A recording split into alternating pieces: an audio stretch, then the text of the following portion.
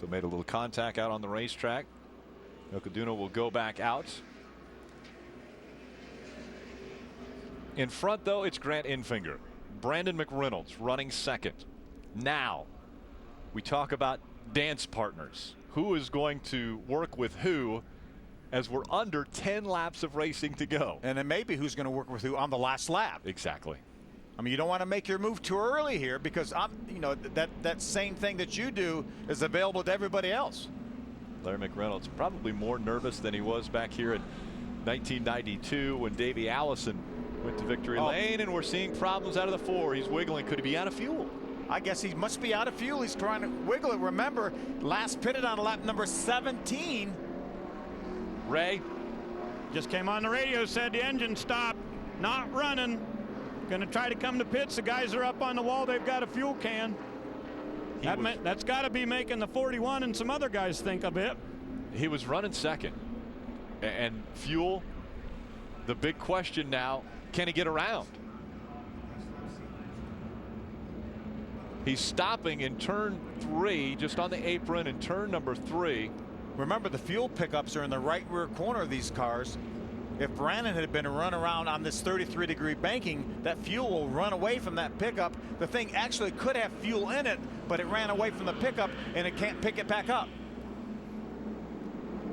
And I'm sure his father will be telling him he needs to be running on the flat surface, because as you mentioned, that pickup is on the right side. He probably should have been down on the flat surface, but he's going to get a little assistance going around. They're not going back to green yet, obviously, with the safety vehicle out there behind the 4. What a terrific job Brandon has done this entire race. Ran up front, pushed people to the front, got pushed to the front. He's going to get pushed around, but he will end up losing a lap. I believe it depends on if the safety vehicle will get him around and they'll top it off with fuel before the field gets back around. Let's take a look back, Rick, at what we were talking about. Brandon running up on the racetrack along with everybody else. You see that fuel pickup is way over in the right rear corner of that fuel cell because it's centrifugal force. But here at 70 miles an hour, that fuel's running away from that pickup. And I think that's what happened. That more than likely that car still has enough fuel in it, maybe even to get to the end. But the problem was he was on the bank and it ran out away from the pickup. And now he is on pit road. We're hearing that Hal Martin has been checked and released from the infield care center. I think that's something that Ty Dillon needs to be aware of. Obviously, he pitted the same time that the 4 did. Right. Guys, they have put fuel in here. They're making a chassis adjustment, and they're spraying some ether in the front to try to get this thing. Brandon is turning it over. So far, no fire. They got fuel in now. It is fired up, so, well, stalled it back out. We'll see. You know, he's got it running, so the 4 is back running. Bob? You know, Ray, for so many years we talked about the Alabama gang, the Allisons, Neil Bonnet, Red Farmer, and the like here in Alabama, making a name for this state in the big leagues of racing. Well, today, your leader of this race, Grant Enfinger, just 26 years old, looking for a big victory here. He's won a lot of big super late model races like the Rattler there in South Alabama Speedway. This would be a dream come true. Grant Enfinger leading the field. Chris Buescher just behind him now as they come through the tri-oval. Green flag back in the air. We're underway. It'll be 8 laps of racing to go. Grant Enfinger doesn't want to get too big a lead. That'll give those guys momentum. Look at Frank Kimmel dive to the outside of Buescher. Kimmel has Ty Dillon behind him. They're working together. That 2-car tandem is going to go quickly to the front. Where will Grant Enfinger end up? Look at the momentum that the 44 is going to have. The only choice Enfinger had was to block him. He tried to, it didn't work. Disappointing for the 4 of Brandon McReynolds as all the excitement is taking place on the racetrack there on pit road. Kimmel back in front of the field. And Brandon McReynolds now just leaving pit road, a lap and a half behind. And he'll have to come up to speed and will have no one to help draft with him. So Kimmel, Ty Dillon 1 and 2. Grant Enfinger now running 3rd. Chris Buescher right behind him. There's Brett Hudson. Great run for him in the 94 car. Matt Merrill to his outside in the 32. Through the tri-oval they go. coming back to the start-finish line. Just 7 laps to go. Enfinger dives down behind the 41 of Ty Dillon. Matt Merrill now is leading that outside pack. He has Dakota Armstrong behind him and Bobby Gerhart. They're side by side for 5th. That outside line making a run. You always have to worry about the 5 of Bobby Gerhart. If you think you're going to win this race, he is always in contention. Great call by Tony Hirschman Jr. and Bill Kimmel to leave that 44 on the racetrack. Coming out of turn 4. This time, 6 laps of racing to go. Kimmel and Dillon, 1 and 2. If Dakota Armstrong could get against that back bumper of the 32 of Matt Merrill, they could make a run at him. And you mentioned it's all about timing. 6 laps to go. A lot of time still in this race. The inside line still dominant until the 2-car tandem works. Pierre Bourque 6 behind the 16 of Joey Coulter. That's Chad Hockenbraw, the 58 on the inside. All these cars still on the lead lap. Bobby Gerhart moves to the inside line now, trying to get by that 2-car tandem that was in front of him. He will get past those 2. Now that hookup didn't work between the 32 and the 22. Gerhart's going to need somebody to work with. Now we're getting awful tight up front. Chris Buescher gets pushed out. Bump drafting taking place, and Buescher shuffles out to the outside. How about Tommy Hessert after that damage on pit road? He's back in this fight. Tommy Hessert's moved back up into the 6th position. Right behind Scott Lagasse. Kimmel, Ty Dillon, Grant Enfinger. Hudson, Lagasse, Buescher, Hessert. But Will Vaught, we haven't talked a whole lot about him. He's up in the top 10 in that 51 car. Will Vaught just behind Tom Hessert. Who Tom almost opened up the bottom of the racetrack there for just a moment. Less than 5 laps to go. When they cross the stripe this time, it'll be 4 to go. The strategy. Who will you go with on the final lap? That'll be the big question. And how long do you stay with them? Now the 94 gets into the 36. We'll try to give him a shove. Doesn't do any good to shove them down there. They have to be out of line to use that momentum. Bob Dillner, what's that 44 team thinking with just 4 laps to go? Well, not only are they worrying about fuel mileage right now, Frank Kimmel just came on the radio and said, I got a bad vibration in the right front of that machine. Remember that contact with that 41 car. Right now, a big concern on Frank Kimmel's mind. How about Grant Enfinger gets shoved to the outside, loses that 3rd spot to Brett Hudson. And doesn't have any help behind him. So Enfinger now shuffling back. Out in front, Kimmel, Ty Dillon, 3 laps to go. Ray.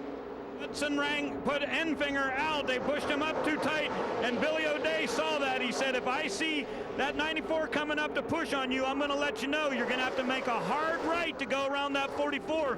He said Hudson is really pushing strong, even sometimes in the corner. It's coming down to it, only 3 laps to go. Could be the biggest moment of some of these drivers' lives right here. Winning at Talladega Superspeedway. Frank Kimmel's been to victory lane before. Ty Dillon, Brett Hudson, Scott Lagasse Jr., Tom Hessert, Will Vaught. Bobby Gerhart back in 7th. He's also been to victory lane. He's on the outside. He's trying to make that 2nd line move. When they come to the stripe, it'll be 2 laps of racing to go. Can Kimmel hang on? When will Ty Dillon make his move? Lagasse jumps to the outside in front of Gerhart. Gerhart, does he want to tuck in behind the 25? No, he moves to the outside. He'll hang out Scott Lagasse Jr. Now, here comes Bobby Gerhart, challenging for the lead on the outside. He had a push from Matt Merrill in the 32. Gerhart now with a big gap behind him, has no help. He's hung out on the outside. When will that 2nd line catch up to him? And will they get behind him, or will he be hung out? He's trying to figure out who's going to emerge, the 17 or the 32. He wants the one with momentum. Still in front, Frank Kimmel. Behind him, Ty Dillon, the veteran. Bobby Gerhart on the outside. Lagasse hung out to dry in the middle. Coming down for one lap to go, coming down for the white. Through the tri-oval, side by side for the lead. Here comes Bobby Gerhart to the outside. Who'll have the lead with 1 to go? Kimmel has it by 1 foot. 1 lap to go at Talladega. Ty Dillon hooked right up to the back of Kimmel. They ease away from the 5 of Gerhart for now. Gaps between the top 3. Kimmel, less than half a lap to go to get back to victory lane in the ARCA Racing Series. Ty Dillon closing in now. Bobby Gerhart still on the outside, trying to get a draft, trying to make it 9 wins for his career. Ty Dillon looks to the outside. He's got to do something. It opens up the bottom for Hudson. Here they come out of turn number 4. Kimmel, the closest to the start-finish line. Dillon makes his move to the outside as they close in on the tri-oval. Does he have enough time? Here comes Kimmel through the tri-oval. Here comes Dillon at the stripe. It's Ty Dillon winning this one. How about that? He used the 5 car of Bobby Gerhart for momentum. Ty Dillon times it out perfectly and just noses Frank Kimmel at the line. How about Bill Kimmel? So close. What a great job they did. They just were a victim at the end of the race there. Ty Dillon ran a masterful race today. Led most of the start of this race. And then just at the last moment makes the perfect pass on Frank Kimmel and gets his win. And he's a teenager. Unbelievable finish here in the ARCA Racing Series. Win number 3 for Ty Dillon. And Richard Childress Racing continues its dominance here at Talladega. Watch this now. Ty Dillon fake to the outside there. He sees Gerhart up there. He knows he's going to need a push to try to move behind him. You see him move out. Now he's going to try to get behind Gerhart to get that momentum. He leaves Frank by himself.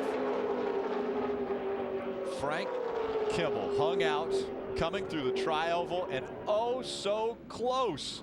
Take a look at how close this is at the stripe. Look at those guys battling 4 wide behind them. Look at Brian Rose, the Matt 19 Merrill. jump to the outside. Matt Merrill, Lagacy in the middle. Through the tri-oval, it's still Kimmel by half a car length.